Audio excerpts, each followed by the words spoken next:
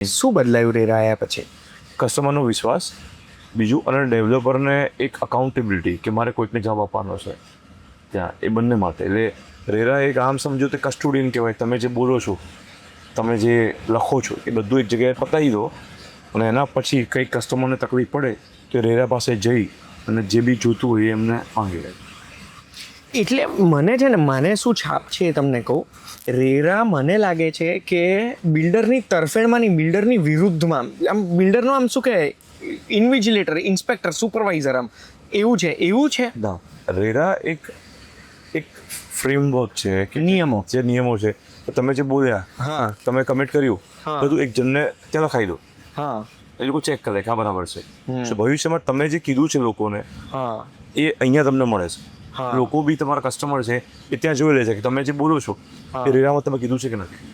હા, બસ એ બંને લોકો મેપ કરી લે ત્યાં, અને પછી તમને રેરાએ જોવે કે તમે જે અમને લખાવડાય તો જે ડોક્યુમેન્ટમાં છે એ પ્રમાણે તમે ડિલિવરી કર્યું કે નહીં. રેરાને તમે શું લખાવો? પ્લાન પાસ ને કે આવું પ્લાનિંગ આવશે, આવું ડોક્યુમેન્ટ છે, આવી એમ્યુનિટીઝ છે, આટલું પાર્કિંગ મળશે, આટલો રેરા એરિયા છે, આટલા પ્રાઇસ છે, આ બધી વસ્તુ. એટલે કાલોડી આમાંથી કશું બી ના મળે તો customer can go to RERA અને ગેટ ઇટ ઇમ્પ્લિમેન્ટ. સિમ્પલ. અને અમારા માટે બી રેરા સારું છે. કાલોડીને કોઈ કસ્ટમર નોટોરિયસ હોય છે તો શું, તો રેરા એ ફોર્સ કરાવડાવે કસ્ટમરને કે તમારે કરવું પડશે. સો વિન વિન સિચ્યુએશન પર બહુ. આવું શું કરતા હોય કસ્ટમર્સ? જેમ કે કોઈ કસ્ટમર ટોકન આપીને ભાગી જાય અને આપણા અકાઉન્ટ પર તો બુકિંગ બોલતું જાય કે કાલોડીને ઊભું થાય કે મને ફ્લેટ આપો, પણ ખાલી હા, અને તમે વેચી ના શકો. હવે જે બ્લોક થઈ જાય હા. તો શું, કોઈ કસ્ટમર તમને પૈસા જ ના આપતું હોય તો શું, વ્યાજ કેટલું ચાર્જ કરવાનો, શું કરવાનું, શું નહીં. ત્યારે બધા રેરા રસ્તા બતાવી દીધા છે કે આ થાય તો આ કરવાનું, આ થાય તો આ કરવાનું. તમને પ્રમાણે છે રેરા પહેલા કે પછી તમારા માટે વધારે મજા ક્યારે હતી? રેરા આવે પછી પછી પહેલા શું પ્રોબ્લેમ્સ આવતી હતી જે રેરા આવ્યા પછી? કસ્ટમર એજ્યુકેટ નતા. કસ્ટમર બી હવે ડિસિપ્લિનમાં રહે છે કે આ મારે આપવું પડશે ને તો રેરા છે. હા, જે સારા બિલ્ડિંગ જે બનાવતું હોય એને તો કમ્પ્લાયન્સ કોઈ ઇશ્યુ જ નથી. એ તો એમને મેં આનાથી વધારે કમ્પ્લાયન્સ અમારી ઓફિસ કરતી હોય. રેરા માંગે છે એનાથી તો much more better we are doing in office. So મારે તો ખાલી જગ્યાએ બધું જમા કરી દેવાનું છે. પણ એના કારણે કસ્ટમર સેન્ટ્રિક અમને બહુ જ બેનિફિટ થયો. કસ્ટમર્સને બી ટ્રસ્ટ બેસે છે, એમનું બી ખોટું નથી થતું, તમને બી બધું સ્મૂથ બેસે છે, તમારી જોડે બી ખોટું નથી થતું. અને રેરા આવ્યા પછી તમને એવું લાગે છે કે પ્લાન પાસ કે પછી જે તમારો બધા જે રેડ ટેપ હતી એ રેડ ટેપ ઓછી થઈ છે? હા, અને બાકી બધા રેરાના કારણે બીજા બધા જે ડેવલપર્સ હતા, હા, જે બધા માલ પ્રેક્ટિસ બેડ પ્રેક્ટિસ થતી હતી, એ બધું બી કંટ્રોલ થઈ ગયું ને. સો એ લોકોના કારણે શું થાય, તમે ફેર ઇન્ડસ્ટ્રીમાં આવી ગયા. નહીં તો મારી પડતર બધું કમ્પ્લાયન્સ કરીને મારે લોન્ચ કરવાનું, એ લોકો સીધું જ કાલથી કરી નાખે. સો એ જે ફેર પ્રેક્ટિસીસ છે એ આવી ગઈ. સો તમને કોમ્પિટિશનની અંદર બી એનો ફરક પડે.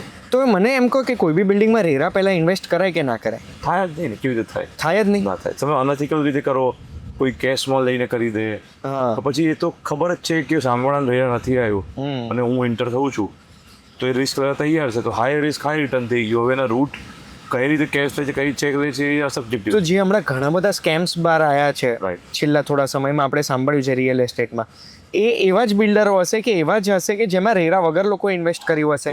એવું છે. એટલે સામેવાળા બી ઇન્વેસ્ટર્સની આ છે ને, આ એક માઇન્ડસેટ છે કે હું જો સ્ટાર્ટિંગમાં જઈશ ને એન્ટર, તો રિટર્ન સારા મળશે. અને બન્યું હોય કે 10 જગ્યાએ સારા બિલ્ડર મળ્યા હોય, એકમાં ડિફોલ્ટ બી થયું હોય.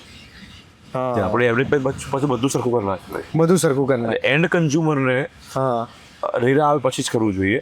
ઇન્વેસ્ટર માટે છે ને એ પાર્ટનરશિપ કરી નાખે ને હા, એન્ટિટી લેવલ પર, તો વધારે સેફ છે રાધર દેન કે પ્રી લોન્ચમાં ફ્લેટ બાય કરી લીધા એના કરતા.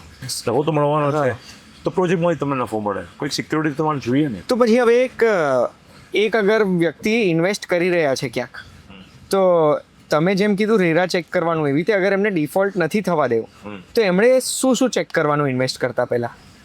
તો રેરા પહેલા તો તમે ના જ પાડો છો. એમની તો રેરા પછી તો એમને કંઈ જોવાની જરૂર તો નથી. ખાલી રેરા પર આપણે ઇન્વેસ્ટ કરી દેવા? હા, કરી શકીએ. પછી તો તમે પછી તો ડેવલપર કેવો છે, કયા એરિયામાં કામ કરે છે, પ્રોડક્ટ એને જે જોઈએ છે પ્રોજેક્ટ એ પ્રમાણે છે કે નહીં, પેમેન્ટ પ્લાન શું છે, પણ એ તો બધું જે ઇન્ડસ્ટ્રી છે એ તો ઇન્ડસ્ટ્રી. તો મારે થોડી આ બધી વસ્તુઓ સમજવી હતી. 7-12 દસ્તાવેજ, બાનાખત, મેન્ટેનન્સ ડિપોઝિટ, આ બધું જે છે, આજે અગર એક બાયરને એજ્યુકેટ થવું છે તો એક લાઈનમાં મને તમે સમજાવી શકશો કે કઈ વસ્તુ એમણે આ જોવાની, કે ખાલી રેરા પર પતી ગયો? રેરા કરો તો 99% કામ પતી ગયું, બધું ચેક કરેલા છે.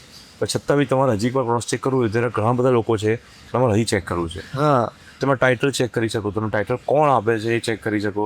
7/12 બિલ્ડરનું નામ હોવું જોઈએ ટાઇટલમાં. તો આવે કંપની નામ આવે, કંપનીનું નામ કયો જે ટાઇટલ આપવાવાળી કંપની કઈ છે હા એવી જોઈએ, કારણ કે દરેક કંપનીના પાસે મેથડ કોઈ ટાઇટલ આપવાની એ જોઈએ. આર્કિટેક્ટ કોણ છે, એના કેટલા બિલ્ડિંગ બનાવ્યા, બિલ્ડરે કેટલા બિલ્ડિંગ બનાવ્યા પાછળ, એ સમજ પડે કે બિલ્ડિંગ ભવિષ્યમાં કેવું બનશે. ખાલી 3D પૂરતું છે, ફર્સ્ટ ટાઈમ છે આર્કિટેક્ટ અને બિલ્ડર બંને, તો પછી કેવું બનશે એના પાસે કોઈ પ્રૂફ નથી. સો એ રીતે ના લેવાય એવું નથી, પણ રિસ્ક વધતું જાય. તમે વગર કોઈ એની હિસ્ટ્રી વગર સીધા ઇન્વેસ્ટ કરો તો કદાચ ચાન્સીસ છે જે 3D બતાવ્યું છે બિલ્ડિંગ ના બી બને. એટલે એ બધું જોવું જોઈએ. બિલ્ડર પાછળ કેટલા ડિલિવરી કર્યા, આર્કિટેક્ટ કેટલા કર્યા, પાછળ કયો એરિયા છે, પછી એનું જે ફાઇનાન્શિયલ છે, કયા ભાવે જગ્યા, કયા ભાવે નહીં એટલે ડોક્યુમેન્ટ કયા ભાવે જગ્યાનો થયો, ફાઇનાન્શિયલ કેપેબિલિટી કેટલી છે ડેવલપરની, પ્રોજેક્ટ પૂરો કરશે કે નહીં કરે, કે માર્કેટમાં શાખ કેવી છે, બધા પેરામીટર્સ છે પ્રોજેક્ટ પૂરા કરવા માટે. પછી પ્રોજેક્ટની અંદરની વાત છે, એના એમ્યુનિટીઝ અને કામની છે કે નહીં, પેમેન્ટ પ્લાન એને ગમે છે કે નહીં, આ બધી વસ્તુ છે. બિકોઝ ઘણી વાર પેમેન્ટ પ્લાનના કારણે પ્રોજેક્ટ ડિસિઝન કેન્સલ થતા. રિયલ એસ્ટેટમાં payment plan is the biggest point for the end consumer. એમાં બી આપેલું ડીપી ને એવું બધું કંઈક હોય છે, ડીપી છે, સબવેન્શન છે, ઘણા બધા છે. પણ એ કન્વિનિયન્સી માટે છે કે કોઈ પાસે પૈસા પડ્યા છે, કોઈ ઇમિડિયેટલી ફ્લેટ વેચી અને અચાનક પૈસા આવી ગયા, તો એ ડેવલપર પાસેથી ડાઉન પેમેન્ટ એક સાથે પૈસા આપી બેનિફિટ થઈ જાય. એમાં સારું લોકેશન મળી જાય બિકોઝ ઇનિશિયલ સ્ટેજ. તમે આ ડિસ્કાઉન્ટની વાત કરી કે પેમેન્ટમાં આપણે ડિસ્કાઉન્ટ સારો રેટ બી મળી શકે, તો મારે તો એ જાણવું છે કે તમે કયા પ્રોજેક્ટમાં, કોઈ બી પ્રોજેક્ટમાં તમે પ્લાન કરો છો. આજે ફોર એક્ઝામ્પલ મારી વાત કરું તો મને ખબર છે કે આજે મારે કોઈ કામ કરવાનું છે તો મારે એમાં કેટલા % માર્જિન હશે તો જ મને વાયેબલ લાગશે. તો એવું તમે કેટલા % માર્જિન રાખતા હોય? અમારે કોઈ સમજીએ હવે નહીં, બીટા કહેવાય. અર્નિંગ જે છે ને એ ટેક્સ, ઓવરહેડ્સ, ફાઇનાન્સ, એના સિવાયની જે કોસ્ટ છે ને એ બીટા કહેવાય. એમાં 25 થી 30% પર હોય એવું એક્સપેક્ટ કરીને પ્રોજેક્ટ પ્લાન કરતા હોઈએ. પછી કોઈ પ્રોજેક્ટ ઓવરરન થઈ ગયો, કોસ્ટ તમારી વધી ગઈ, વ્યાજ વધી ગયું, સેલ્સ બરાબર ના થયું, માર્કેટિંગ બહુ વધી ગયું, તો આ બધી કોસ્ટ તમારી જે બીટા છે ને એની અંદરથી બાદ થાય. એ તમારી એફિશિયન્સી કહેવાય કરવાની. આ મારું એક્સપેક્ટેશન હોય. નોર્મલી અફોર્ડેબલ સેગમેન્ટ છે, જે મિડ સેગમેન્ટ કરોડથી નીચેવાળા, એ 15-20% પર ઓપરેટ થતા હોય. લક્ઝરી પ્રોજેક્ટ છે બિકોઝ એમાં લક્ઝરી પ્રોજેક્ટમાં તમારી મહેનત માર્કેટિંગની ને બધાની બહુ જ વધી જાય. સો એ પેટર્ન છે અફોર્ડેબલ માટે. Earning before interest. અચ્છા, એબિટા. હા, એબિટા, અર્નિંગ બિફોર, સો એની વાત. હા, અચ્છા, ઓકે.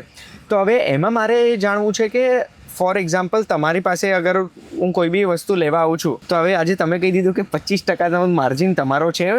આ બધા 25% માર્જિન ના કહેવાય, એ ખાલી કન્સ્ટ્રક્શન કોસ્ટ અને લેન્ડની કોસ્ટ. પછી એવરેજ ગણો, લેટ્સ સે અફોર્ડેબલમાં 15-20% છે અને પ્રીમિયમમાં 30%, 25% એવરેજ ગણી ચાલીએ. તો એની અંદર અમારી ઓફિસનો ખર્ચો, એ બધું, અમારું વ્યાજ, અમારો માર્કેટિંગ ખર્ચો, જે બ્રોકરને બાકી બધું આપવાનો છે, એડમિનિસ્ટ્રેટિવ કોસ્ટ, તો બહુ ઓછો નથી 25%. પણ એ આ જ છે ઇન્ડસ્ટ્રીમાં શું છે.